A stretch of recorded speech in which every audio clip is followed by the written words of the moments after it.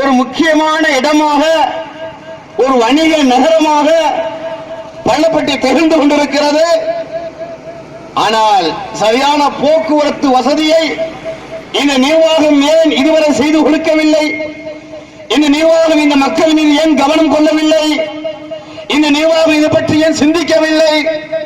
சமீபத்திலே இதே பள்ளப்பட்டி பிரிவிலே மாலை 5 மணிக்கு ஒரு விபத்து நடந்தது.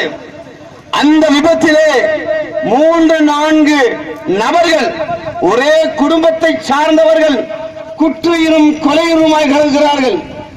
உடனே அவர்கள் அள்ளி கொண்டு வந்து பள்ளப்பட்டியினுடைய மருத்துவமனையிலே அவர்களை சேர்க்கிறார்கள். பள்ளப்பட்டி மருத்துவமனையிலே விடுதலை சிறுத்தைகள் எவ்வளவோ ஆர்ப்பாட்டம் நடத்திவிட்டார்கள். இத்தனை மக்களுக்கும் அங்கே பணிவிடை செய்வதற்கு சரியான மருத்துவர்கள் கிடையாது, செவிலியர்கள் கிடையாது, மருத்துவ வசதிகள் கிடையாது. 2 நபர்கள் உயிர் பிரிந்து விட்டது. ஒரே ஒரு நபர் உயிருக்கு போராடி கொண்டிருக்கிறார்.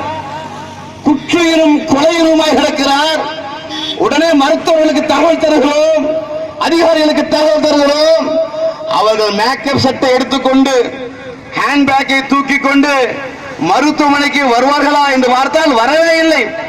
அந்த உயிர் 1 மணி நேரம் துடித்துக் கொண்டிருந்தது. ஒரு மனித உயிர் எங்கள் கண் முன்னே பிரிந்தது. என்ன அயோக்கியத்தனமான செயல் இது! இந்த அப்பாவிகளின் உயிருக்கு எந்த விதத்திலும் பாதுகாப்பு கிடையாதா? இதை கேட்க நாதி இல்லையா? எங்கள் கண் முன்னே ஒரு உயிர் பிரிகிறது. 1 மணி நேரம் அந்த உயிர் துடிக்கிறது. காப்பாற்றுங்கள், காப்பாற்றுங்கள் என்று நாங்கள் எப்படி